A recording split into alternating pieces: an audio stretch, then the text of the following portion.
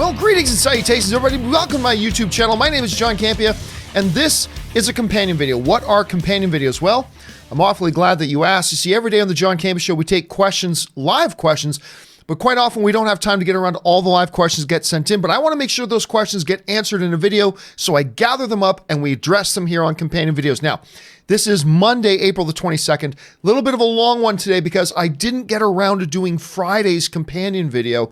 So we're going to do all the remaining questions from Friday's John Campea Show and today's. And then I'm going to wrap this up and I'm going to go down and watch Avengers Endgame tonight. Yay! So watch for my social media postings on that a little bit later. Okay, so without wasting any time, let's dive right into a lot of stuff to get through here today. The first one comes to us from Adrian St. Fort, who writes, will Deadpool and the MCU clash in regards to the use of properties that Marvel Studios can now legally use? Colossus and Mutant are examples. Well, yeah, like Disney could never use the term mutant before because that belonged with the X-Men over at Fox. But now they own Fox. They can use mutant all they want. It looks like they're going to keep Deadpool separate from the MCU. They're going to do Deadpool under Fox and keep him separate from the MCU. At least that's what it looks like right now. The way I think they'll avoid the conflicts is just by using characters in Deadpool's world that they're not going to use in the main MCU. So I actually think they're going to keep that separate that way. Will they? I don't know, but that's kind of the way I think they're going to do it at any rate. Okay, Jonathan Teft writes, I've never seen any of the Fast and the Furious movies, but this Hobbs and Shaw movie looks pretty fun. What are the movies I should watch before, or do you think I can go in without seeing any of them? Well, Jonathan, it's hard to say when I haven't seen it myself. I certainly don't think you need to watch Fast and Furious 1, 2, or 3, probably even 4. But I would recommend maybe picking them up at 5. That's where they really start to get fun anyway. But if you watch 5, that's The Rock's first appearance, by the way. If you watch 5, 6, 7, 8 between now and when Hobbs and Shaw comes out, I think you'll be completely up to speed. And then later on, you can go back and watch 1 through 3 if you so choose. But I don't think you need to see 1 through 3 to appreciate what's going to be happening in Hobbs and Shaw. So again, you might be fine just to go in cold, but since I haven't seen it, I can't say that. So 5, maybe start at 6, whatever. You just watch a couple of those ones. I think you're going to be on pretty good ground, Jonathan. All right. Jinyu Hichi writes, are we sure it's DS2? Could be, oh, you're talking about Death Star. Are we sure it's Death Star 2? Could be Death Star 1 on Yavin 4. Jinyu, that's a great thought. That is a great thought. See, we're all looking at the Death Star stuff in the Star Wars trailer and thinking, that's the second Death Star. Well, wait a minute. What if that's leftovers from the first Death Star? The reason people, though, I think their minds instantly go to the second Death Star is because that's where the Emperor was when he died. So if there's a connection to something, it would make sense that it's Death Star 2, but you're totally right, man. We haven't been considering that. Maybe what we're looking at is a chunk of the first Death Star. Maybe it's on Yavin 4. It's possible. Marcus Robert Johnson writes, I know it's been out for a while, but can y'all stop spoiling Game of Thrones early seasons until I catch up, please? That being said, I do regret not watching earlier. The show is amazing. The show is amazing. And look, it is one of those unfortunate things, Marcus. Look, I'm sensitive to spoilers by anything else, but when a property has been out for years, at some point, fans have to be able to openly talk about it. You know, my rule for movies is once a movie finishes its theatrical run and has been in home video for a little bit, by that point, if there's anybody really interested in seeing that movie, they would have seen it by now. We've waited long enough. We've got to have at some point the ability to talk openly. When we're talking about early seasons of Game of Thrones, we're talking about stuff that happened 3, 4, 5, 6, 7 years ago. So we got to be able to openly talk about it. I know that sucks for some people, but hey, man, it is what it is. But I'm glad you're getting caught up on it now, Marcus. Thanks for sharing, dude. All right. Robert Walker writes, over under 25%. How much do you think depends adult diaper stocks will rise due to Avengers Endgame 3-hour runtime? Dude, here's the thing. Joking aside, I can't believe that something like Depends or other kind of adult products like that haven't taken advantage of the runtime of Avengers Endgame and talked about it and used it in their marketing. It seems like an obvious big opportunity to do that, and they didn't take advantage of it. And I'm just a little bit surprised by that, Robert. All right, Robert follows up with, Now that Netflix has canceled all of its Marvel shows, what will Isaac Perlmutter's new position be? I don't know. And honestly, I don't even know if he's still there. It's funny because it's been so long since we've needed to talk about Perlmutter, who was like the head of all Marvel television, right? So him and, actually Kevin Feige used to work for Perlmutter. And then just a couple of years ago, Disney did a reorg and they moved Kevin Feige to work directly under Alan Horn.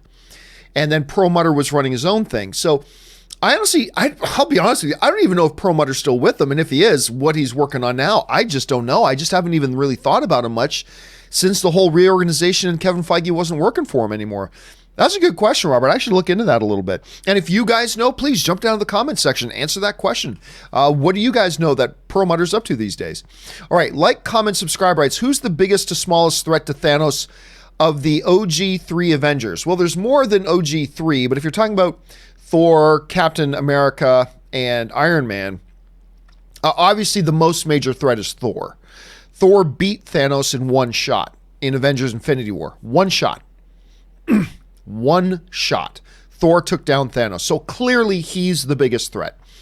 After that, I don't know. Maybe Iron Man? I guess it all depends. But clearly the main one is Thor. By a mile, it's Thor. Alton J writes, started rewatching your Avengers Infinity War discussion from last year. So cool to hear people's reactions and predictions of Avengers 4. P.S. Anne is the coolest. You're right. Anne is the coolest. For those of you who don't know, Anne is my wife, and she helped me with a lot of those Infinity War videos. It is fun. Somebody reminded me that the other day, and I spent a few minutes. I was in bed last night, and I went back on my laptop and looked at a few minutes of one of the older Infinity War spoiler discussions from a year ago. And it is kind of funny hearing how our perceptions of what Endgame could be back then are different from the way we see it now. And it's kind of fun that way, Alton. All right. Jonathan Teft writes, so the girl who stars in Little is an executive producer on the movie and has a first look deal at Universal. What is a first look deal? Okay, so everything's different, but generally speaking, a first look deal means that I've had a first look deal before with a company. And basically the idea is this. A first look deal is, hey, when I come up with the idea for a show, this company that I have a first look deal with, they're the first ones I got to go to with it. They get first crack at that idea. So I have an idea for a show I want to do. So I go to that company I have a first look deal with, and they decide if they want to do the show and finance it and do all that kind of stuff. If they don't want to, then I can take that idea somewhere else. But I have an agreement with them. I have a deal with them that whenever I come up with a new idea for a show or something like that, they get first crack at it. They get the first look. They get to look at it first and either make it or say we're not interested. And if they say they're not interested, then I get to take that idea to other places to shop it around. So that's what a first look deal is. So that company paid me some money, and that money and that consideration they give me just means for however long the agreement is, whenever I come up with a new idea, I got to go to them first. That's what a first look deal is. Okay. I'm oversimplifying it, admittedly, but that's just the basic gist of it. Jonathan follows up with, is there anything else the girl in Little does as an executive producer besides just pitching the idea for the movie? Honestly, I don't know. Look, whenever you put the word producer on somebody in a movie, it could mean they did nothing on it. It could mean they worked on it every day. What her specific role in this movie was, besides acting in it, above being the first person to pitch the idea, and I was really looking forward to Little, and I ended up not liking it very much. But how much she was involved after that, I don't know. I'm going to guess very little, but admittedly, I don't know how much she was involved. Jonathan follows up again was, as a huge Leica fan, I'm very sad Missing Link was so disappointing. I haven't seen Missing Link, so I don't know if it's disappointing or not. But I know at the box office, it's flopping. At the box office, it's totally flopping. Right now, it's been out for a couple of weeks now. Whew. It has made $12 million. It's made $12 million. Not good. Not good at all. So, last week, it debuted at number 9. Wow, this week it climbed up to number 8. Now, it only had a 26% drop, but still it only made another $4 million. It's made $12 million worldwide in 2 weeks. Not good. So, again, maybe the movie's brilliant, and I've heard it's pretty good, so I don't know about its quality, but yeah, it is unfortunate to see like a studio that's so good at cranking out stuff not getting some better success there. And then Jonathan follows up one more time. I'm really intrigued by the $6 Million Man reboot. Especially with Travis Knight directing and Mark Wahlberg starring. Well, they've been working on this forever. Like, this has literally been a project in the works that has evolved bit by bit for almost 10 years. And originally, Jim Carrey was supposed to be attached to it, and it was going to be more of a comedy. Then years ago, Mark Wahlberg got attached. They had a director, lost him, got another director, another screenwriter, lost that. And now it looks like it's getting footing again with Bumblebee director Travis Knight. And speaking of Laika, like one of the main guys at Laika, and he directed Kubo and the Two Strings, he directed Bumblebee, and now he's going to be directing this. And I'm with you, Jonathan. I'm intrigued by this. I'm really curious to see where they go with it. All right, Geo writes, saw the Red Wedding, don't trust family gatherings. Dude, you have no idea. Absolutely agree. Man, that Red Wedding is probably still the most talked about episode of television ever. Like, seriously, has there ever been a single episode of television that generated more discussion than Red Wedding? Probably not. Jonathan Teft again. My mom tends to fall asleep during any new movie today, but I've seen her watch all-night marathons of the $6 Million Man with the same level of excitement as we watch Avengers. You know, man, everybody's got their shows. Everybody's got their shows. Like, you put on Star Blazers, Space Battleship Yamato to me, and I'll just be like completely into it for a while. My dad falls asleep in front of the TV all the time. Put on a Sherlock Holmes thing, forget it. He's gone. My dad's big thing was Sherlock Holmes. Okay. Joseph Mitchell writes, I think in Civil War that both Tony and Captain Rogers are wrong. Cap thought Zemo was unleashing the more soldiers, which in reality Cap was wrong about, and fell right into Zemo's trap along with Tony and broke up the Avengers. But that's not what we're talking about, Joe. Obviously, there are times in movies where every hero is wrong. They think something that's wrong. That's not what it's about. When you're talking about who was right in Civil War, Captain America or Iron Man, the question is all around the Sokovia Accords. The question, should we as heroes, should we submit ourselves and follow the orders of the government? Should we only get involved when the government sends us in to get involved? And should we stay out of it when the government tells us to stay out of it? Should we take our marching orders from a government agency? That's the question. That's the only question. That's what Civil War is all about. Tony, seeing what's happened when he went rogue, and because he made Ultron almost end of the world, he thinks he kind of has a backlash to himself and thinks, I got to be kept in check. So he's all for, yes, let's submit to the government. Let's only do things when they tell us we can do them. And when they tell us not to do something, we don't do it. We follow orders. That's what we got to do. We got to follow their guidelines. Steve Rogers is on the other side of that. He did do that before. He was a soldier. And then he found out that the government body was completely infiltrated by Hydra. He had been working for Hydra the whole time. And he's like, nah, from now on, I'm just going to do what's right. And I'm not going to listen to what anybody else says. I'm going to do what's right. So you have this fundamental problem between Tony and Cap, and those in the Avengers who agree with Tony and those in the Avengers who agree with Cap. At the end of the day, Captain America was right. And even Tony agreed that he was right by the end, because at the end, near the end of the film in the third act, Tony's got a decision to make. Do I follow the orders of Thunderbolt Ross, who is my overseer? I'm supposed to only do what he tells me to do. Or do I disregard what Thunderbolt Ross is telling me because I know it's not the right thing to do? Should I do what Captain America would do? And at the end, Iron Man decided to do what Captain America would do. He decided Captain America was right. He rejected, he dismissed, and ignored the orders of Thunderbolt Ross, lied to Thunderbolt Ross, and went and did something against Thunderbolt Ross's orders, which is exactly what Captain America said we should be doing. We should be doing what we believe is right. And at the end, Tony agreed with him. And so that's when we're talking about who was right and who was wrong. We're not talking about specific little details. We're talking about the overall arching philosophy. And that is where the movie played it out that Captain America was right, which is, I guess, why the movie is called Captain America Winter Soldier. All right, or Civil War. Jonathan Teft writes again, saw the original Ben-Hur for the first time on the big screen. It was epic, one of my all-time greatest films. Amazing how even though it was 3 hours and 45 minutes long with an intermission, it didn't feel like a chore to sit through it. I loved it all. Ben-Hur is simply one of the original, I should say. The Charlton Heston Ben-Hur is simply one of the greatest motion pictures ever made. And if you watch any documentaries about how monumental of a task, remember, there was no CGI. Everything they did, they had to shoot. It's just phenomenal and awesome. I love this movie. If you have not seen the Charlton Heston Ben-Hur, follow Jonathan's lead, take some advice, and watch it because it's awesome. All right.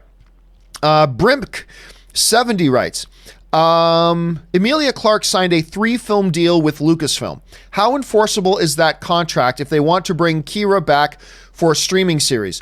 It all depends on if that's in the contract. If the contract says you need to come back and play Kira 3 times whenever we ask, well, then it doesn't matter if it's for a movie, a TV show, a streaming series, whatever. It doesn't matter. If the contract specifically says for theatrical movie franchises, then it's only really enforceable for her to come back and do movies. And by the way, just keep in mind this too. Just because she signed a 3-film deal doesn't mean Lucasfilm has to put her in 3 films. All it means is if they decide to make 3 films with her character, she's got to come and perform the role, but they don't have to actually do it. And they can replace her if they want. So just keep that in mind too. Ryan Lohner writes, I imagine Kevin Bacon is now in the Movie Pass office shouting, all is well. Oh, that's, is that the Animal House thing? I think that's the Animal House thing. All is well. At least I think that's what you're talking about. If so, that's pretty funny. All right, Jonathan Teft writes, 1 of 2. I love Star Trek 6, The Undiscovered Country. It might be my favorite. That or Voyage Home. It might be my favorite Star Trek movie. Anyway, beautiful send-off to the original crew. I love Kirk's last line, second star to the right and straight on until morning. Yeah, it's the whole Peter Pan thing. I love that movie. I love the way it ends. It's just a wonderful film. Christopher Plummer is in it, playing the Klingon who recites Shakespeare in the original Klingon. I love that. Cry havoc and let loose the dogs of war. It's great. I love that movie. Then he follows up, for a character who has grown old with the series, his final line is the quote of an eternally young Peter Pan. Star Trek and the original crew will live on for eternity in our hearts. Well, and obviously it wasn't the last time Shatner appeared as Captain Kirk. He appeared as Captain Kirk again after that, but at the time, it was perfect. It was a great movie with a perfect ending, and that whole Peter Pan sense of wonder and exploration, second star to the right and straight on till morning. That's how you find Neverland. And I thought it was great, and I really appreciated it a lot. All right, Heroes Fan Productions writes, hey, John, with Endgame just around the corner, have you by any chance had the misfortune of being spoiled for Endgame at all? Nope, I told this story before. I clicked on some link that took me to something, and I read one line that gave a little something away. But then I realized, oh, this is a spoiler thing, and then I got rid of it. That one line that I read is the only thing I've had spoiled. And it wasn't anything tremendously big, so I'm not worried about it. So fortunately, I've been pretty lucky, and I'm going to go see the movie tonight. So finally, I don't have to worry about spoilers anymore after tonight, except for making sure that I don't leak spoilers to you guys. That's the only thing left. Mike Carlos writes, but John, come on. You know that if the world was the way Cap wants, a lot more people will be dead. Tony didn't agree at the end. He just ignored the government. No, Carlos, that's... That's like saying, Tony didn't eat an egg. He just ate that egg. Don't you see? You're saying the exact same thing. Tony didn't walk through the door. He stepped through the door. Tony didn't agree with Captain America at the end. He just ignored the government. That was the issue. That's the whole thing. By ignoring the government, that's exactly what Tony was saying. But what Captain America was saying the whole time was, no, we cannot submit ourselves to only act when the government tells us to act, and we have to stay out of it if they tell us to stay out of it. That's it. And what does Tony then later do? ignore what the government told him to do what he knew was right. That's exactly what Captain America's point was the whole time. That was the point the whole time. So you saying that Tony didn't agree with Captain America, he just decided to ignore the government. That's like saying, like I said before, Tony didn't eat an egg, he just ate an egg. It's the same thing. By ignoring the government, by going against what he was told to do, he was doing exactly what Steve said they should be doing the whole time, doing what we believe is right. And so, yes, at the end, Tony did, as a matter of fact, realize that Captain America was right the whole time. Anyway, there you go. Matthew Heap writes, all actors are replaceable, absolutely. However, who in your opinion will be harder to replace? Robert Downey Jr. as Iron Man, Hugh Jackman as Wolverine, or Ryan Reynolds as Deadpool? Those are three tough ones, man. Look, it's been proven 1,000 times. All actors are replaceable in any role. And, we see an actor in a role and we know that actor, so we think no one can ever do it that good. But for all you know, there's 5 other actors who maybe if they played the role, they would be even better. You'll just never know. But we always default back to what we already know. Well, I've seen this guy in the role, so I can't imagine anybody doing it as good. Well, that's kind of small-minded. I love Robert Downey Jr. as Iron Man. I love Hugh Jackman as Wolverine, and I love Ryan Reynolds as Deadpool. But somebody else could play the role better. A lot couldn't, but there's probably somebody out there who could. But you're talking about 3 guys that whenever they decide to replace them, and Hugh Jackman is clearly going to be sooner rather than later, it is hard to imagine any of these 3 guys not being in that role. But it's going to happen. For me right now, I think maybe Ryan Reynolds as Deadpool is the hardest one for me to... all 3 of them are almost impossible to imagine. All 3 of them are almost impossible to imagine.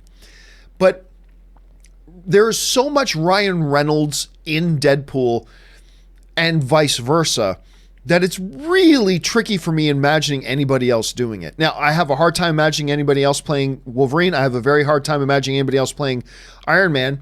And I believe all 3 of them can be replaced. But I guess right now where I'm sitting, the hardest one for me to imagine is Ryan Reynolds. Because I just so intrinsically see him as Deadpool. So... But there's no wrong answer there, Matthew. That's the cool thing about that question. There's no wrong answer. All right. Matthew follows up with all actors. Oh, he's just asking. It was such a good question. Decided to ask it twice, Matthew. All right. Mike Carlos writes, John, I think I will still buy movies even with Disney Plus P1. I think what you're talking about is physical media, like Disney Plus. Yeah, I think a lot of people will. I've never suggested that you should stop buying physical media. All I've ever talked about is that physical media is dying. Robert brought up a great stat the other day that since 2014, Blu-ray and DVD sales have dropped by half, 50% in just a couple of years. They've tanked. Samsung, the number 1 Blu-ray manufacturer in the world, they're going to stop making Blu-ray players. We now got an Xbox coming out that doesn't even have a disc drive in it. It's just all going to be stream stuff. It's not going to happen tomorrow, but it's coming. But don't misinterpret me. I'm not saying you shouldn't buy physical media as long as you can. Absolutely. If you love physical media, keep buying it, man. The only thing I've been pointing out and that Rob has been pointing out is that there is coming a time when that's not going to be available anymore. So do it while you can. If you love physical media, keep buying physical media, man, by all means, because there's going to come a time where it's going to be a lot harder to do it. Mike also writes, part 2, because the download feature doesn't always work. The download feature doesn't always work. I'm not quite exactly sure what you're talking about, Mike, but hey, if you're talking about some issues with streaming, yeah, but the streaming keeps getting better and better every single year, so we'll see where that all heads. Chris Hamilton writes, is the Snake Eyes movie still happening? What do your Hasbro sources tell you? I don't need Hasbro sources to tell you that. It's been in the news. Yeah, they're still moving forward with the Snake Eyes movie. That Snake Eyes G.I. Joe spinoff film is still happening. It is being worked on, and we should probably hear some more announcements pretty soon. Sujith writes, Formula One is owned by Americans now. They are promoting F1 in America with a Netflix series called Drive to Survive. It's very thrilling and awesome. I've never really been into car racing much, whether it's NASCAR, Formula One, stock car, whatever it is. I've never been much of a racing guy. I always think the people who do it are batshit crazy, like out of your minds crazy. I love it. But I've just never been one to watch it all that much, but I know there's a lot of people that absolutely adore this stuff. I didn't know F1 was owned by Americans now. That's really interesting. And I haven't heard of this Drive to Survive series. I might have to check it out at some point. Thanks for the info, Sujith. All right. C10 Joker writes, that's it. Endgame is making crazy money. My mom, who hasn't been to the movies in years, asked to come along with me to see Endgame. Well, there you go. And my mom is going to go see Endgame because, well, my mom's the one who got me into all these geek movies anyway. But it's always great. I'll tell you what, guys. Nothing I love more than going to the movies with my mom. I don't know. I love going to the movies with my mom. I don't get to do it very often because I live down here. But it is the best C10 Joker. So getting to have that experience is awesome. That's awesome for you, man. I'm really happy for you. All right. Thomas Ortiz writes, but John, what if that what if is a what if? Dun, dun, dun. Well said, Thomas. Well said. All right. Run Amok Design writes, it's been said that the villains in the MCU have been... I'm not sure how to help with that yet. Google thought I was talking to them. Anyway, Run Amok Design says, it's been said that the villains in the MCU have been weak in the past. Do you think this was on purpose to give the Avengers a false sense of their own strengths, leading to the failures with Thanos? Here's the thing, Run Amok Design. When you hear people talk about MCU villains being traditionally weak, we're not talking physically weak. We're talking about as characters, they're weakly developed characters.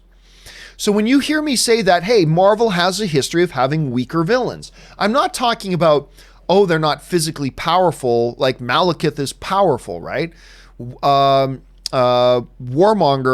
was powerful. These villains are powerful villains. And we're not talking about them not being physically strong or physically capable. I mean, Loki's the god of mischief. I mean, all that kind of stuff. Well, we're talking about when you hear people saying that Marvel, including me, Marvel villains have been traditionally weak. We're talking about character development wise. Do they have depth? Are they one-dimensional? Are they interesting? All that kind of stuff. And traditionally, yeah, the Marvel villains have been a little weak. Now, in the last couple of years, they've been turning that around. We've had some very good villains coming out of the MCU films recently. Vulture out of Spider-Man Homecoming was great. Killmonger was obviously great. Loki has always been good. And of course, Thanos in Infinity War, who, one of the all-time greats of the genre in that. So they're getting better, but it's not a reference to physically weak, not at all. It's just a reference to character design, as far as how they are, their personalities, their traits, their depth, their dimensions to them. Are they developed? All that kind of stuff. That's what they've been talking about. All right. Alan Gonzalez writes, I was talking about Taraxia. Oh, I know what that was. Yeah, so the other day, Alan writes in and goes, what do you think of Thoraxia, like the female Thanos? And I'm like, I don't know what that is. And I was scratching my head. I'm like, and it dawned on me, saying, are you talking about Taraxia? Because, Thanos, in the comic books, Thanos made her. She looked a lot like him. Ultimately, she dies, blah, blah. But, so yes, you were talking about Taraxia. Okay, good to know, Alan. Thanks for the follow-up. Chad's Big Huge Geek Commentary writes, Literally seen Feige's comments are a misdirect to hide Hugh Jackman returning as Wolverine in Endgame. Go Agras, just disappoint yourself. I'm not sure what an Agra is, but yes, no, make no mistake about it. Wolverine is not popping up in Avengers Endgame. You're not going to see Fantastic Four. You're not going to see any reference to the X-Men. Kevin Feige's made it pretty clear. Look, I've been telling you guys forever. They haven't been even allowed to plan what to do with the X-Men until the deal was finalized. That finalization only happened weeks ago. And Kevin Feige's come out and been clear. We already had our plans for phase 4. We've already planned up for the next 5 years. It's going to be a while before we see X-Men or Fantastic Four or anything. So just be ready for that. Okay. Austin Wayne Scott writes, do you think that Hugh Jackman could unsheath the claws again to be in the MCU after he expressed interest years ago? Stay filthy. No, he's done. Remember, even when he said that in the past tense terms. Oh, it's like, oh, if this had come around before, I would have loved it. Hugh Jackman's done. If Hugh Jackman was going to be Deadpool again, be Wolverine again, he absolutely should have done a cameo in Deadpool 2. That just would have been so perfect. But no, because, hold on a second. Hey, Google, how old is Hugh Jackman? Hugh Jackman is 50 years old. Okay, so Hugh Jackman is now 50. I knew he was 49 or 50 or 51. Hugh Jackman's 50. Do you start a new era of X-Men films with your Wolverine being 50? I don't know that this is the time to start. Not to mention, Hugh Jackman has said many, many times, he's done with the workouts. He's done. He doesn't want to do 4 hours of working out a day anymore. He's over it. It's done. So no, I really don't. I mean, how awesome would it be if he did? That would be awesome. But I really have no expectation that we're going to see him back again. McKinley Woodson writes, if Joker is a box office success, is there another character that you can think DC could do a smaller budget character study film on? Penguin would be interesting. Oswald Copperpot is, aka the Penguin, is actually really a fascinating character. And there's been different kind of iterations with him before in the past that I think a film like Joker, but done on the Penguin, could be interesting. The problem is it would just seem like a duplicate of doing Joker. So I don't know. Let's start and see how the Joker does. Let's just see how that does and see where we go from there. But right off the top of my head, I would kind of think Penguin would be interesting. Anyway, Aaron H. writes, finally watched Game of Thrones, got hooked instantly and binged all 7 seasons. Wow. Never thought I'd love a franchise more than the MCU, but I was wrong. Yeah, Aaron, that's the thing. A lot of people, as nutty in love as a lot of people are with the MCU, there are a lot of people out there who prefer Game of Thrones over the MCU. For Game of Thrones fans, it's hard to imagine that there are people who like the MCU more, and for MCU fans, it's hard to imagine that there are people who like Game of Thrones more, but both actually do exist. It is crazy, and I'm glad you got caught on board. I'm not the biggest Game of Thrones fan in the world. I don't know. I never read the books. I never will. I'm not deeply connected to every. No, I'm just a fan. I watch a show and I like it. I go, whoa, that was good. But it is a terrific show, and I am appreciating it more and more the deeper we get into it. It's too bad it's ending. Jaden Styles Nikita writes, if time travel happens, what past MCU places will we see? Oh, I don't know. That's an if within an if question. I mean, the only place that I can think of off the top of my head, of course, is the Battle of New York from the original Avengers, because there were some leaked set photos that at least look like maybe something could happen there. But again, these are out of context leaked images that we really don't know. And almost every time we've seen out of context leaked set images, it's almost never what we thought it was. So it certainly looks like one thing. So I'll say if that happens, the set of the original Avengers is certainly a possibility. McKinley Woodson writes, when will a safe time to ask Shazam questions that may be considered spoilers? Also, I have to say I got my girlfriend to watch your channel. She is now addicted and has caught up with almost all of 2018. That's a keeper right there, McKinley. Your girlfriend's a keeper. That's what we call them. Basically, my rule of thumb is this. A movie has to completely finish its theatrical run and be out on home video for at least a week or two. Until that happens, we can't take spoiler questions about any movie on the show. So once Shazam finishes its run, so we're probably about 2.5 months away from being able to have like big open questions about Shazam that could be considered spoilery. So 2 to 3 months from now, we'll probably be able to do that. And again, you got yourself a keeper of a girlfriend, McKinley. All right.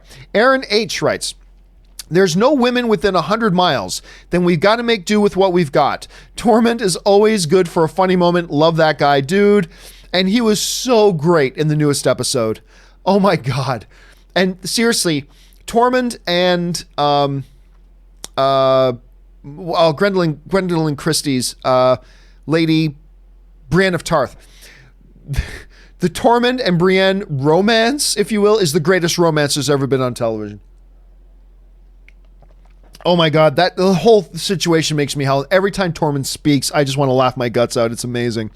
So Random writes, You think Game of Thrones would be as known without illegal stream? Oh, absolutely. No doubt about that. The only reason it's popular to stream illegally is because how popular it is on HBO. Gabriel Reed writes, I noticed something. On the PG-13 rating for Endgame, it also lists parents strongly cautioned. Could this mean that there is something extremely violent or mature content? Check it out. Well, no, if there's anything extremely violent, then you're getting into our territory. But this is going to be a violent movie. There are going to be people dying. Remember, Infinity War ended with half the population of the world being eradicated. That's pretty mature. So, I don't know, what could you consider more serious than creating mass genocide killing trillions? I'm not quite sure what's more mature than that. So I wouldn't expect anything more severe than what we've got in Infinity War. I mean, who knows? Maybe they do push it a little bit more, but I doubt it. I think they did as much as they could do without getting an R rating last time. CJ Adams writes, Infinity War showed us footage from all over. Endgame has only shown, supposedly, from the first 20%. Is this the luxury of being part 2? First of all, CJ, I don't buy that everything we've seen is from the first act of the film. I don't buy it. I think a lot of the stuff we've seen in trailers is from the first act of the film, but I don't buy this idea that the only footage we've seen is just from the first act. I don't buy it. I don't buy it. I don't believe it. I think that is a fib. I think they're telling us a big, awful fib. Anyway. So, yeah, I don't buy that at all. I don't know if it's a luxury of being a part 2 or just, it's really more the luxury of being, these are all characters we've seen in multiple films. It's not about it being part 2. It's about it being part 22. That buys you a little bit of leeway with that. But again, CJ, I don't believe for a second. I'll find out in a few hours. My Endgame screening starts in 5 hours. I mean, from when I'm recording this. Well, a little bit less, 4 hours and 50 minutes. So I'll find out soon, but yeah, I don't buy it. I don't buy it at all. Mr. L writes, is a Shazam spoiler discussion still happening? No, it's not. I missed the boat. If I can't do a review or a spoiler discussion within 4 or 5 days that the movie opens, to me, I've missed the boat. And I really wanted to do a Shazam spoiler discussion, but I got sick for a couple days, and then it's just too late. So, no, unfortunately, there will not be a Shazam spoiler discussion. Aqua Mexican Carlo, I love that name, writes, what if a fan bit you and said, I'm a fan, chill? I don't know what that's a reference to, but I would probably beat the living hell out of them, as I'm sure you would too. You Aziz writes, just bought tickets for 6:30 opening night, local theater. Congratulations, man. I hope you have a great night. Opening night, I hope that means Thursday, or, you know, you might be in one of the countries where it's actually opening on Wednesday, which is exciting as well. But it's great. It's crazy to think it is now Avengers Endgame week. This is the week. We are now in the week of the release of Avengers Endgame. It's crazy, you Aziz. All right, Woody writes, if Marvel puts a Hulk/She-Hulk series on Disney Plus, does that get them around the Universal distributing issue? After all, nothing is being distributed, right? Wrong. Distributing is deciding what happens to a project once it's been shot. Distributing is putting it on Netflix, that's distributing. Putting it into a movie theater, that's distribution. Selling it to a TV network, that's distribution. Now, a lot of times, a lot of the big studios, they are their own production company and their own distributors. The case with Hulk and his ilk is that because of old agreements, Universal still has the distribution rights. So that means Disney can make a Hulk project, but then Universal gets to be the distributor, which means they get to decide what happens to that thing once it's made. That's the distributor. It's the distributors that decide the marketing campaign. It's the distributors that decide where do we put this in theaters. It's the distributor who decides, does this thing go to streaming? Once the movie is made or the project is made, that's what the production company does. It's done. Oh, but they have the distribution rights. Now they get to take that finished product and they decide what happens to it. Now, there are exceptions, there are a million exceptions, but that's the general rule of thumb that. So, no, as far as I know, again, there might be some specific details in the contract, but barring that, as far as I know, if Disney tries to make something Hulk, then Universal can go, great, we're going to take this and put it on Netflix. Because they have the distribution rights. They get to decide what happens to the project.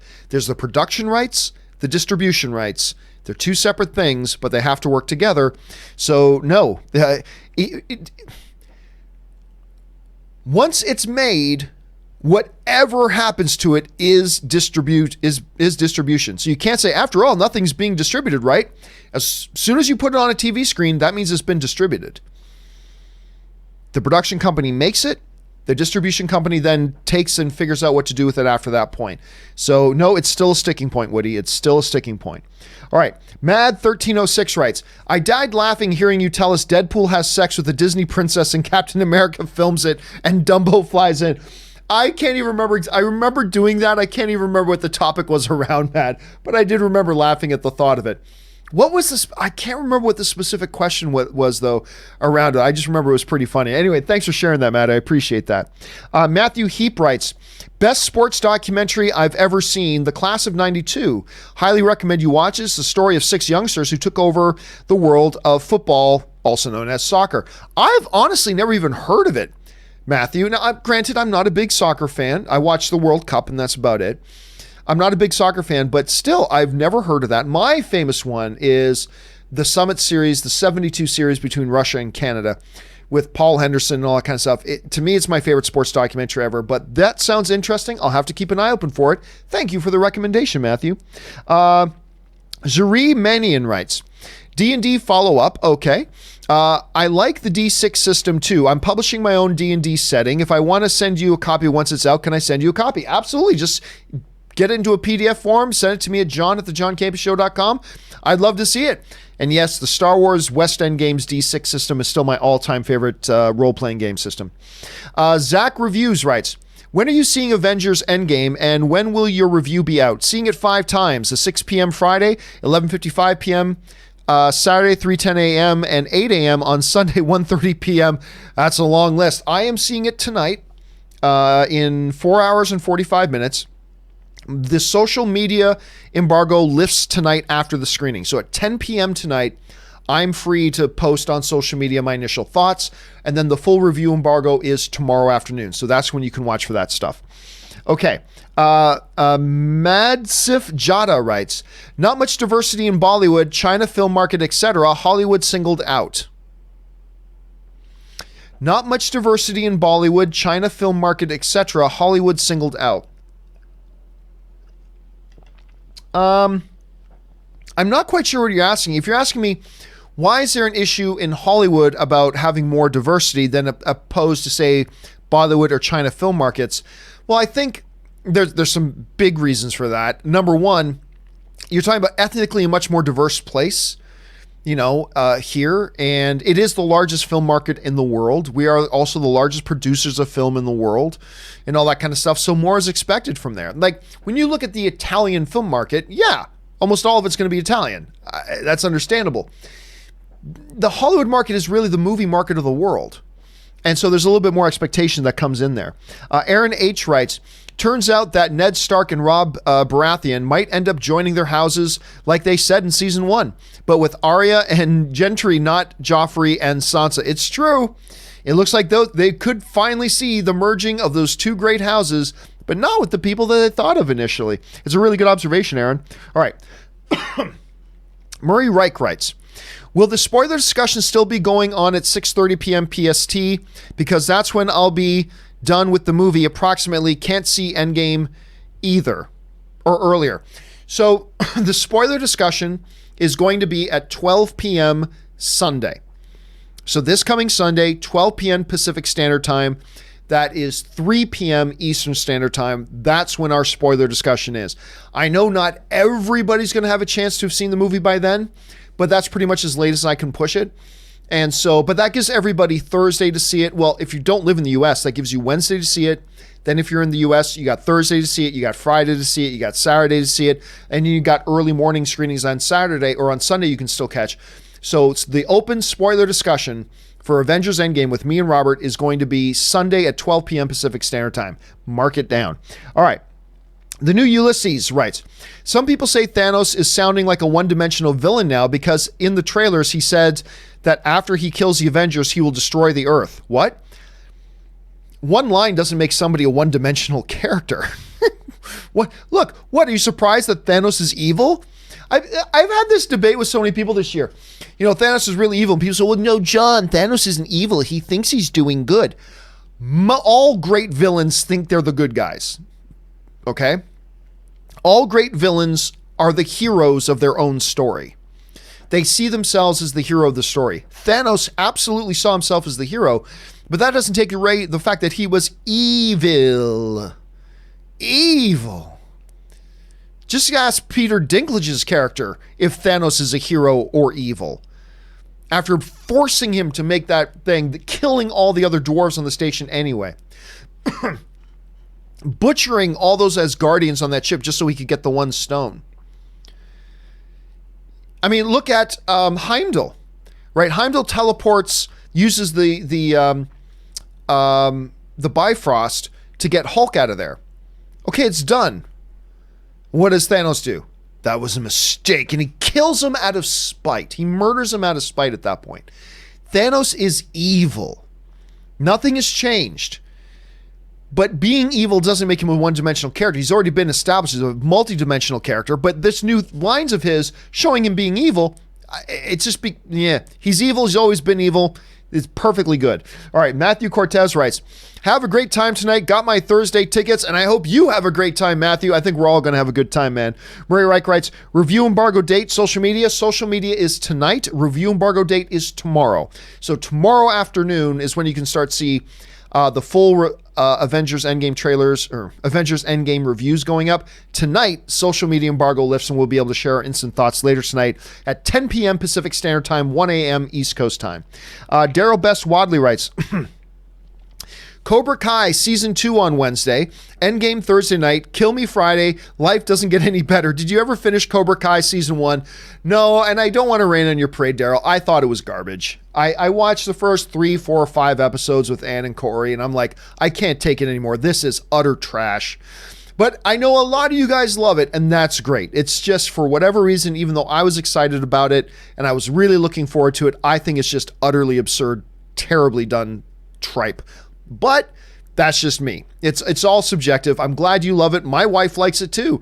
But yeah, man, I couldn't finish it. Like I'd rather stick toothpicks in my eyes than finish season 1 of Cobra Kai, to be honest with you. All right. DC Patience writes, still sad to cancel Endgame tickets for family birthday on Saturday. But don't worry. I mean, in the long run, DC Patience, 6 years from now, you won't regret 6 years from now, you will have seen Avengers Endgame 30 or 40 times. And you're not going to regret this one time I had to miss it. You would regret missing a big family function, right? So I don't worry about it, DC. It sucks right now, but don't you worry about it. You'll see it plenty of times. Doug Harris writes, Crow's being edited out of Dumbo for Disney Plus. Yep, and I think it's a good move. Fact of the matter is, I explained it on the John Campea Show. I'll say it again now. Look, I think there's good arguments to be made on both sides. I really do. But I agree with Disney's decision. I agree with Bob Iger's decision. Because Bob Iger's guiding North Star has always been cultivating and protecting the relationship between his company, Disney, and his customers, the rest of us. Fact of the matter is, there is stuff, understandably so, in Dumbo that is hurtful and offensive to a number of people. And who are any of us to say, you shouldn't be offended by that? No, that's not our place to say. Fact of the matter is, a lot of people are hurt and offended by the characterizations and the portrayal of certain characters in the movie. We all understand it was a product of its time. We get that. But when you're launching Disney Plus, just think from a business point of view. What do you want the story to be? Do you want the story to be the triumphant launch of Disney Plus, Mandalorian is huge hit, the MCU all in one place, Star Wars all in one place? Or do you want to launch with people protesting about, the characterizations in Dumbo? Do you want to have people protesting about Disney showing insensitivity, having Song of the South on there? What do you want the narrative to be? The smart decision, if you're Bob Iger and your moral North Star is protecting that relationship between you and your customers, is don't put Song of the South on in the first place. And number two, if you're going to put up Dumbo, take that scene out. Now, some people whine and cry about censorship. It's not censorship. What you do with your own stuff is not censorship. What you make other people do with their stuff is censorship.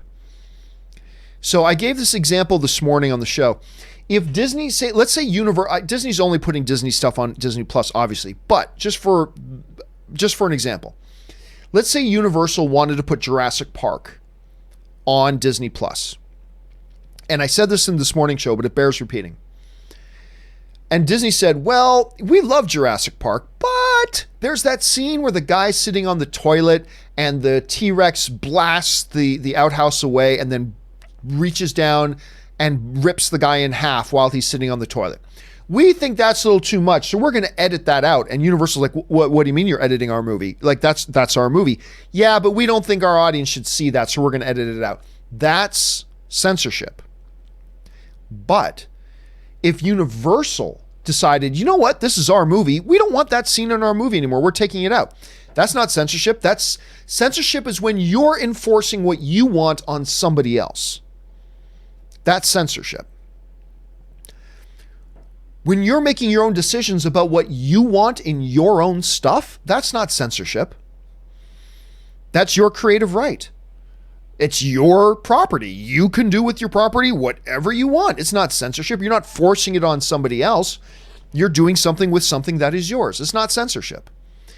Now, again, though, let me be clear. I think there are really good arguments on both sides of it. I wouldn't have poo-pooed on Bob Iger if they decided to leave those scenes intact in Dumbo.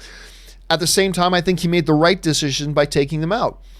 I mean, ultimately, at the end of the day, if you know that, hey, if I leave this in and put it up on my streaming service, I'm going to hurt some people and offend some people. What's more important? What's more important? If I'm Bob Iger, it's important to me not to hurt people and not to offend people unnecessarily. And if that stuff, which we all acknowledge is pretty culturally insensitive stuff, if we look at that and go, yeah, this will hurt and offend some people, what do? Do we be fucking jackasses about it and go, tough, they should just be hurt and offended? Or do we go, yeah, it's not an important part of the movie anyway, just take it out? And then maybe at some point our culture will be at a place that we're educated enough, we're more culturally sensitive, we all understand the historical context of it all, and we're able to show the whole thing. And by the way, you can still own Dumbo, the physical media copy, and you can watch the original anytime you want. But I think it was a good move by Disney. I do. I support their decision, and I would have supported it if they went the other way. But if they asked me, I would have said this was the right thing to do, and I'm glad that they did. Ryan Lohner writes, on yesterday's question, Castle Rock is an anthology show, so you can hop on to season 2 without seeing the first. That's good to know, because I only watched the first couple episodes of Castle Rock. I love the pilot, and then by episode 3, it lost me. I just lost all interest in it, so I didn't watch the rest. Then news came out that Tim Robbins is in season 2, who is royalty of Stephen King material, being in Shawshank Redemption. So that got me interested. So I didn't know that, Ryan. I didn't know I could just pick up season 2 as a totally different story. I may have to check that out. Thank you for letting me know. All right. Lewis Dotson writes, first super chat. Thank you so much, Lewis. I'll be in the LA area in May on vacation. I need a theater suggestion to watch Avengers Endgame again. My biggest recommendation is always the AMC Burbank 16 in Burbank, California in the AMC Dolby Prime Cinema. It uses the Dolby dual laser system, which is the richest colors, greatest image you've ever seen. It's got the Dolby Atmos sound system. It's got the motorized leather recliners. It's just an overall fabulous movie-going experience. I would recommend that, Luis, and enjoy your visit to Los Angeles, man. All right. Patrick Conway writes, I hope Maria Hill has a good role in Far From Home. I think, look, use the characters are there to serve the story. If the story needs a bigger role from her, I hope they do it. If they don't, then don't force her in more scenes just to have her in more scenes. Now, Colby Smulders, who plays Maria Hill, she's a good Canadian kid, so I want to see her in there as much as possible. Good Canadian kid. But again, story comes first. So if the story wants more of her and needs more of her, by all means do it. But if it doesn't, don't just shoehorn her in for no purpose. So that's kind of how I feel. But I do like the character very much, Patrick. Orange Hand writes, I'm concerned that the next Jumanji, I didn't say 3, happy? Very happy. Thank you, Orange Hand. Will be too much of a rehash and not take things in a fresh direction. Worrying too much? I think you're worrying too much. Look, you can have that worry about any franchise, right? Any franchise you can have. There is a concern that will they just rehash what they've already done, or will they do something fresh and new?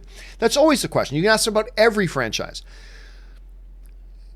I don't know, man. I just had so much fun that even just visiting these characters again, I just think is a good time. So I'm personally not that worried about it. Is it a danger? Sure. Always is with any franchise movie. But right now I feel pretty safe about it. So let's see how it all kind of unravels. Mr. Spooky Spare writes, I like that name. 3 more days till Endgame. When does your review come? My first reactions come tonight at 10 p.m. on social media. Main review comes out tomorrow afternoon. Keep your eyes open for it. Patrick Conway writes, how do you think Marvel will congratulate themselves if Endgame beats the opening weekend box office record? Also, enjoy tonight, Rob. Rob's not going tonight, but he's going to see the movie tomorrow, so he doesn't have to wait very long.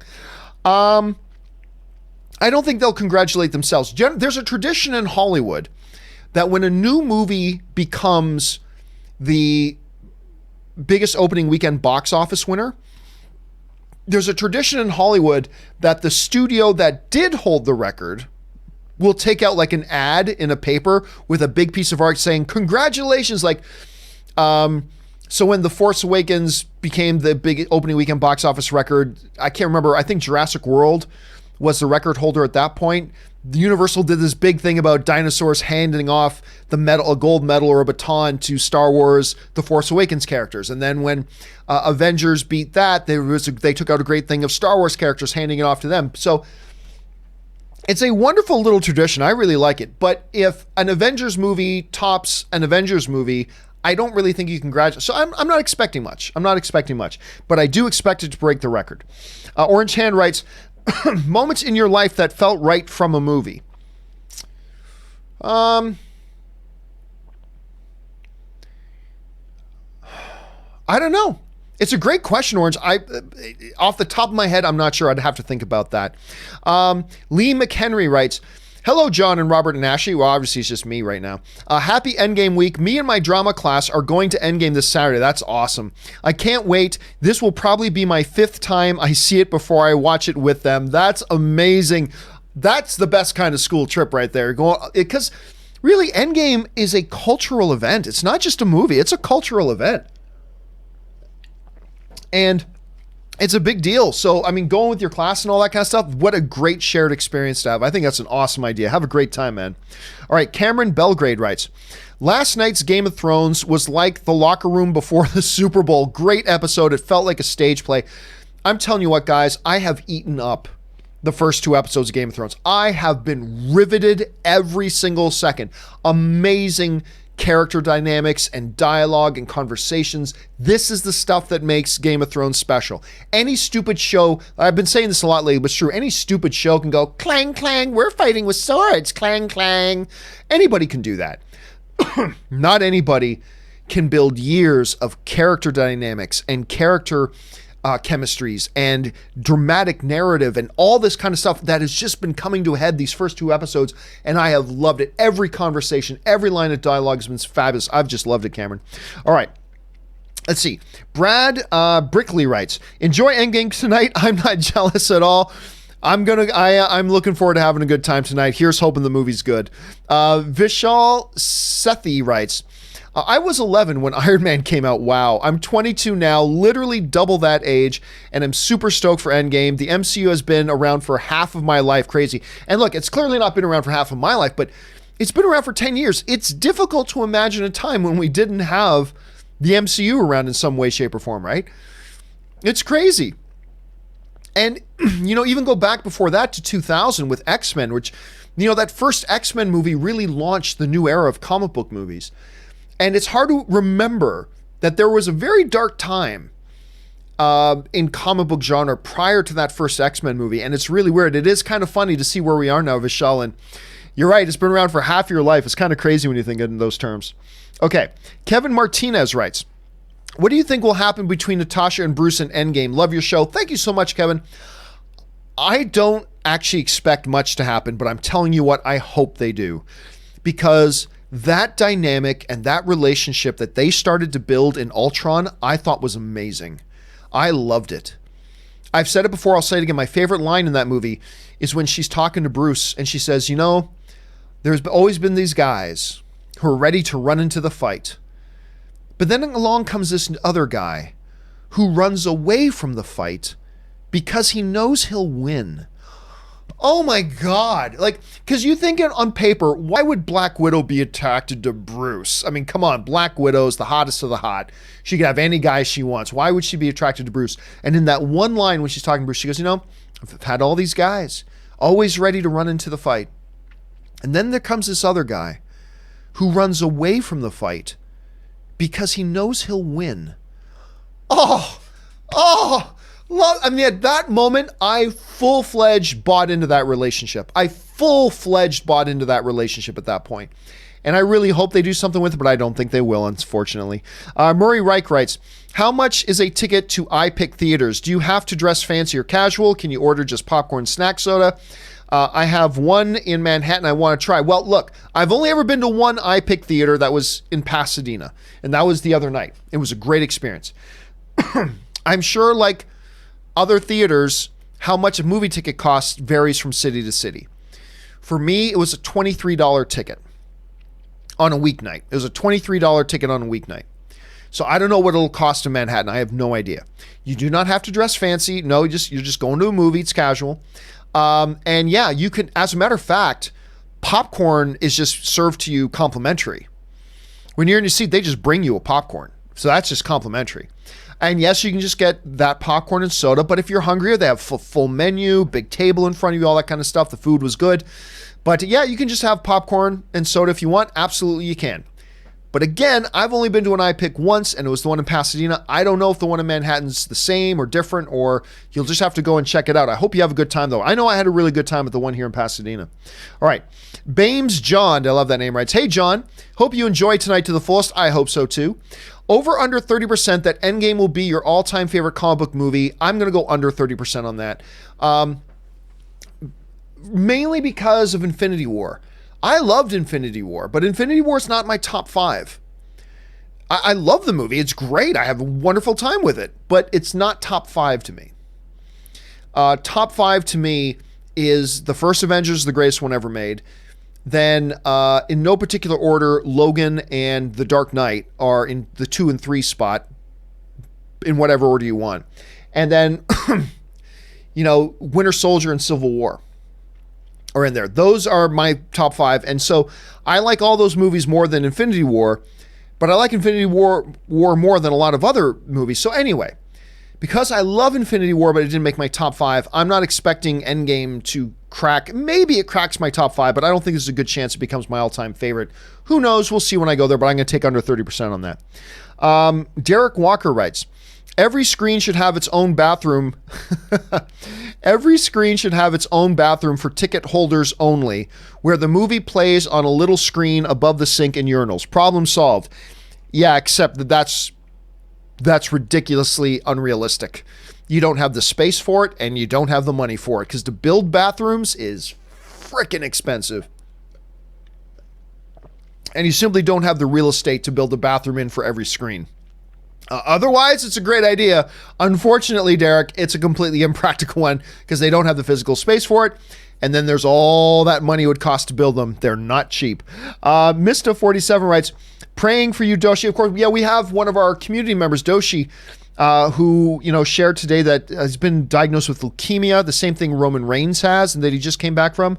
So all thoughts and well wishes, and it's really cool to see the film fan community jumping on board with that and sending so many well wishes to our fellow film fans. So thank you for that, Mista, and our thoughts are with you, Doshi.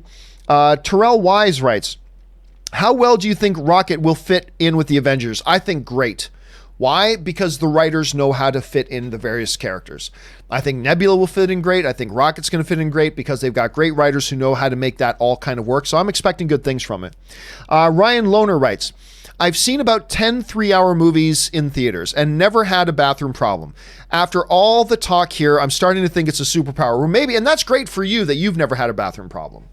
But don't start thinking that just because something is one way for you, that means it's going to be that way for everybody. It's not. It's an issue. But here's the thing, Ryan. I mean, for most people, for most movies, I should say, look, I go into Titanic. I'm looking forward to Titanic, but I didn't care if at some point in the movie I had to get up and go to the bathroom and miss 2 minutes. That's fine. You know, when I go to see Wolf of Wall Street, which I believe was 3 hours long, I don't worry about it going into it because I don't care that at some point I might have to get up and go to the bathroom, depending on how much soda I drink, right? It doesn't bother me. Like, oh yeah, if I got to miss 90 seconds or 2 minutes, that's fine. I'll miss 90 seconds. It's just 90 seconds, 2 minutes. The reason it's an issue for so many people with Endgame is because nobody wants to miss a bloody second of Endgame. That's why it's an issue now. With those other 3-hour movies, we don't care. It's like, yeah, Wolf of Wall Street's great. I really like it. But even opening night, I don't mind if I have to miss a minute or two. Like if I drink a big 2-gallon thing of, soda or something, I might have to run to the bathroom at some point. Okay, fine. No big deal.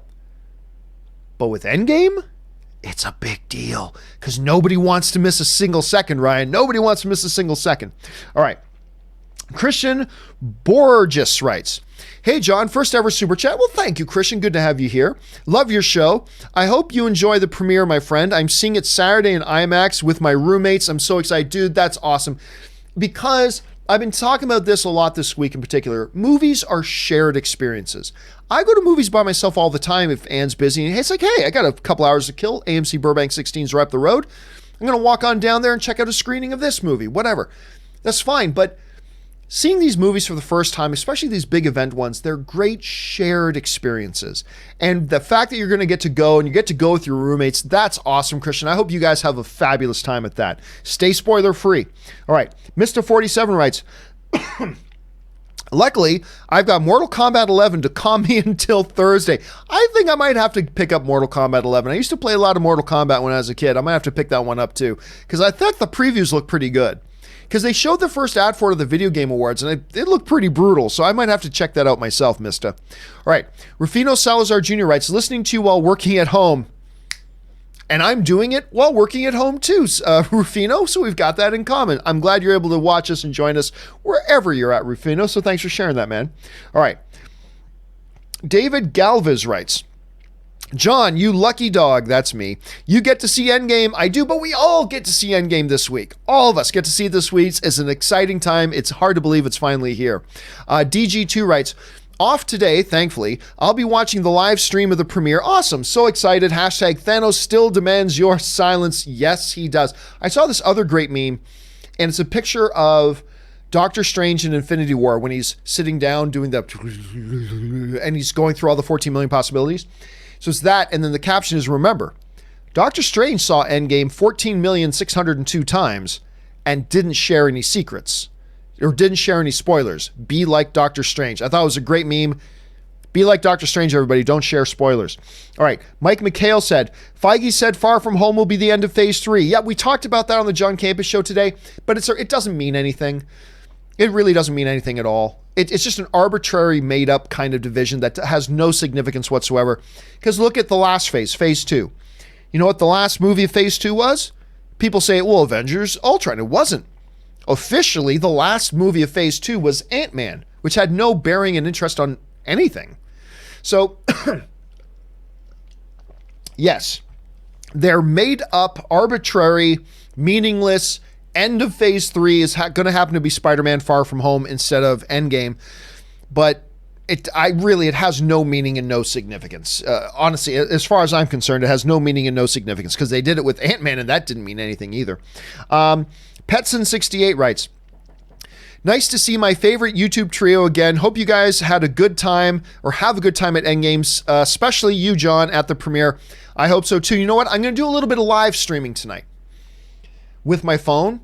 Only for a couple of minutes. I'll just show you guys. I'll probably live stream from my phone, show you guys the premiere environment, and let you guys get a little bit of a taste of it. It'll probably only be a couple of minutes before I have to go in and they take my phone, but I'm going to try to see if I can do a little bit of live streaming while I'm there.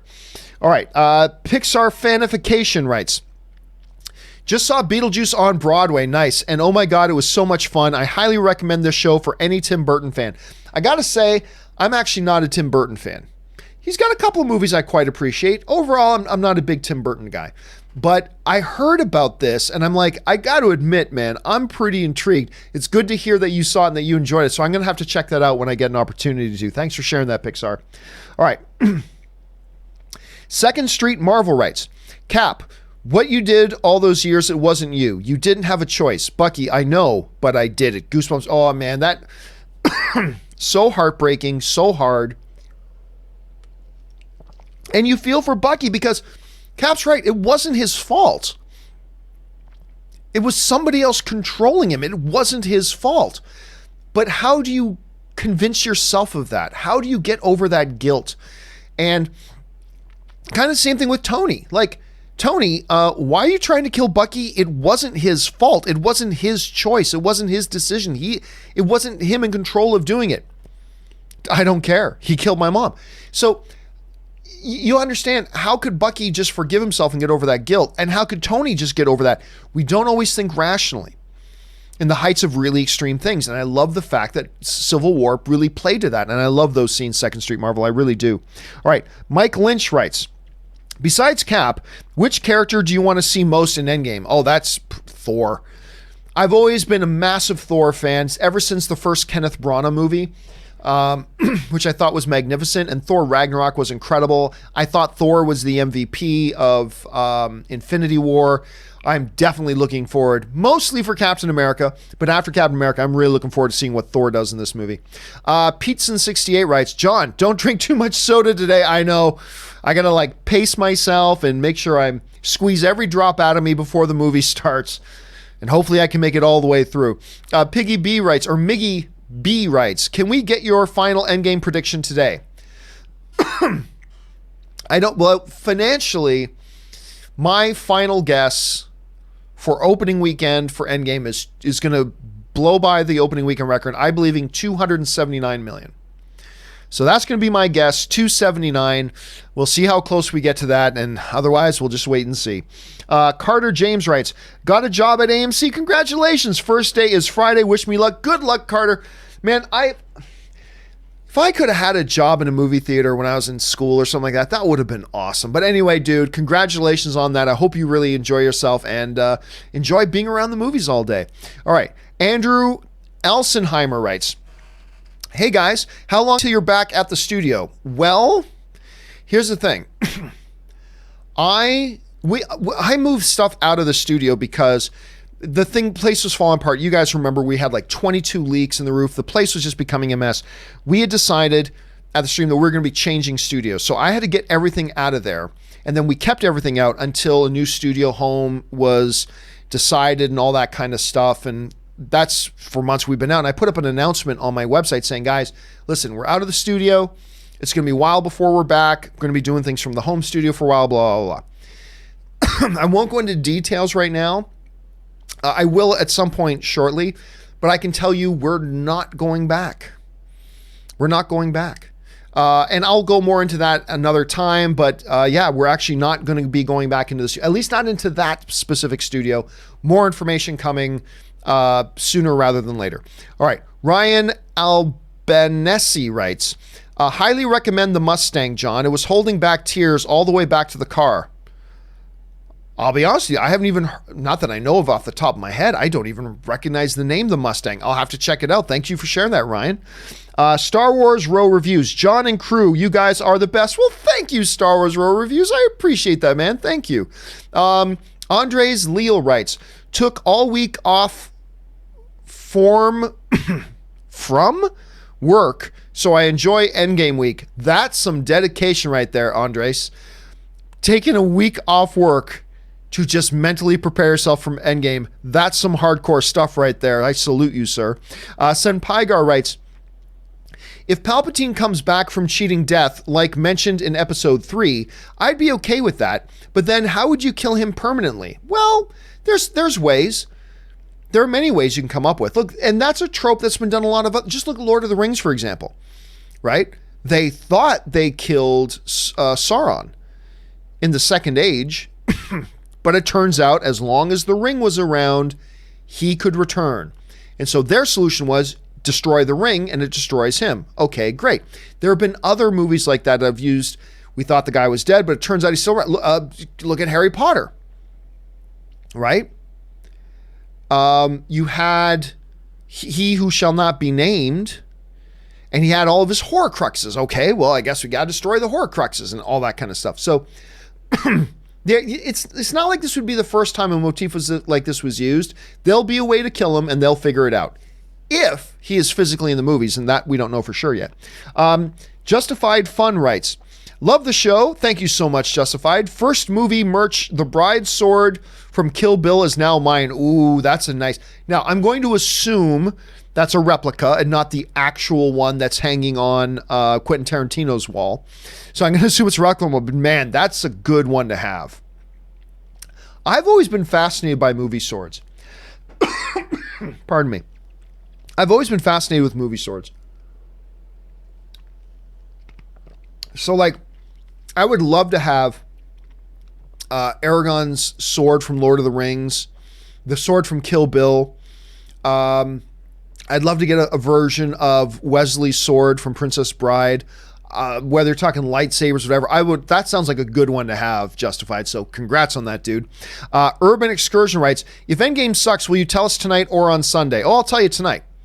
If I'm disappointed with it, I'll just get on social media. Once I come out of the movie, I'll say, guys, I saw Endgame, and just adjust your expectations. You know, that's probably what I'll tell people. So I'll let you know tonight. Oh God, please don't be bad. Please don't be bad.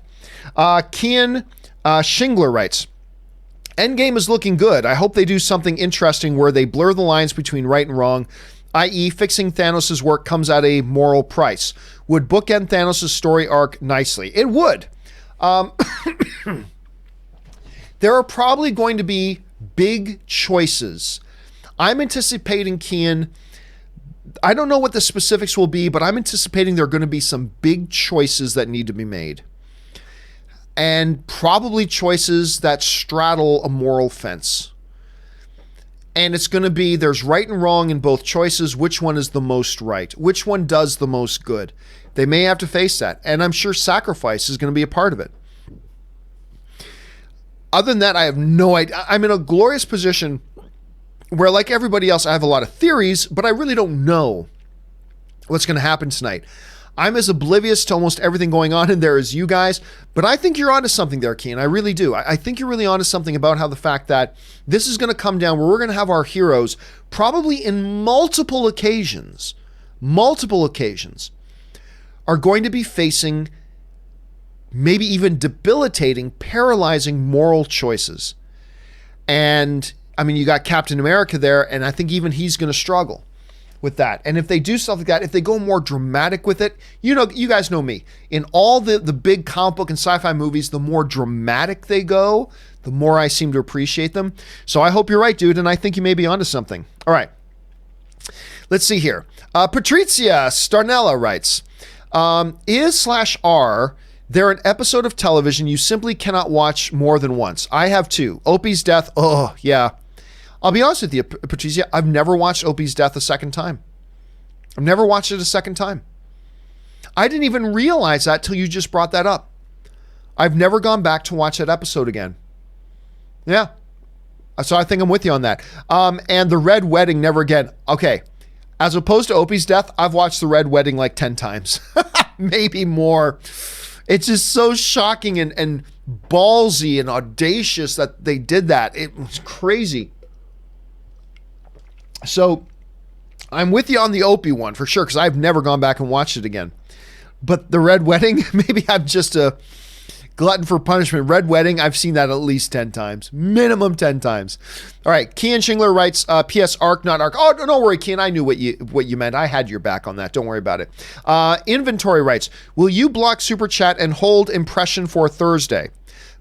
I don't know what hold impression means, but I'm not going to block super chats. I'll block super chats if people try to spoil things, but I'm not going to stop super chats in general because our audience is really good. But I am going to give my first thoughts on social media tonight and the review embargo list tomorrow. So I'm going to put my review out tomorrow, but my spoiler review, there's going to be no spoilers in anything I share today or tomorrow. My spoiler review, again, comes on Sunday at 12 noon Pacific Standard Time. Make sure you guys join us for that. All right. My voice is starting to go here, guys. Paul McElligott writes, to watch Dumbo unedited, buy the physical media. Yeah, that's something I mentioned a little bit earlier today as well. Alan Gonzalez writes, I always take my 6 and 8-year-old to the movies. Never had a problem with them. They even started doing small movie reviews, which is great. That's why I was saying today, look, for every time that we are unfortunately in a movie theater where there's a kid screaming uncontrollably or whatever, for every time that happens, if you really look around, there's like 10 or 20 other parents with kids where the kids are perfectly well behaved. And that's why I don't have a problem with it. I do wonder, Alan, is a 3-hour movie like an Endgame going to be conducive to that? I don't know. But you know your kids better than anybody else. So I hope you guys are able to have a magnificent time at it, man. All right. Bats220 writes, Wednesday, 8 p.m. I'll be seeing Endgame. So far, my spoiler-free try is going great. Only saw a few glimpses of those suits, but that's it. What's up with the red and white, by the way? Pick a color. I love the red and white. First of all, Bats, congrats on being able to stay spoiler-free, and I'm excited for you to go see Endgame on Wednesday. Man, I hope it's good. Fingers crossed. But I've seen a lot of people complain about those red and white outfits, and I got the jacket, clearly. I'm going to wear it to the premiere tonight, actually. I love it. I know a bunch of you guys seem to have problems with it. I don't understand. I think it's wonderful. I enjoy it. I think it looks sharp and snappy. I enjoy it myself. But hey, a lot of you guys don't. Anyway, Bats, I hope you have a great time on Wednesday, man. All right. Tyler Yeats writes, how minimal will your Endgame review be? Oh, pretty much as everything else. I'll talk about elements that I enjoyed and that I don't enjoy, but I'm not going to give away any details of the movie. Nothing that'll be important to the film at any rate. So that's the way I always do it. Just go and watch my Shazam review. If you want to see how I generally review movies, go and watch my non-spoiler Shazam review. That's how my review is going to be. It's not going to spoil anything. I got to get through these. My voice is killing me, though. Okay. Inglouser writes, do you firmly believe that Endgame will beat Infinity War at the box office? Yes. I feel pretty confident about that. 100%? No. No, remember, 250 million opening weekend is a monumentally huge number, but I do think it'll beat it. $2 billion is monumentally huge, but I do think it's going to beat it. It's not going to catch Avatar, but I think it'll beat it. So let me replace your word firmly with strongly. I strongly believe that Endgame will beat it. Firmly sounds like you're 100% positive, and I'm not. I'm not 100% positive. I wouldn't put $1,000 on it, but I feel pretty good that that's the case. We'll find out soon enough. All right. Andrew Rosenthal writes, after the premiere, can you tell us what times are best to use the bathroom in Endgame? I'm actually, maybe not after the premiere, but I'm going to see it again tomorrow. So I'm seeing it tonight, and then I'm seeing it tomorrow afternoon after the John Campea Show. So in my second screening of it, I'll pay more attention to when there might be a good time, and I will let you guys know time frame wise. I'm not going to say anything about a scene, but I'll say like, hey guys, at 1 hour and 51 minutes, there's a good chance to go to the bathroom. I'm not going to say what the scene is because I don't want to give anything away, but I'll try to throw that in there. Incomplete Control writes, will we see any of the Fantastic Four in Endgame? No. Kevin Feige's made it very, very clear that we're years away from seeing any X-Men or Fantastic Four pop up in these things. Caden writes, will you be giving a review on the movie without spoilers? Oh, absolutely. Yeah, tonight my impressions that I give on social media will be spoiler-free, and my review tomorrow will be spoiler-free. The spoiler discussion comes on Sunday at 12 p.m. Pacific Standard Time. All right. Square Wheel writes, Endgame challenge. Drink a 24-ounce coffee just before going into the movie and not go to the bathroom during the movie. Nope. Well, number one, I don't drink coffee, so there's that. But I'm going to try to resist drinking too much. God, I don't want to have to go to the bathroom during this movie, but I drink a lot when I'm I usually get these giant sodas, right? Because it's just part of my movie-going ritual. I got to see if I can resist that. But then there's going to be catered food and drinks before the movie starts. Oh my God, guys, I might be in trouble.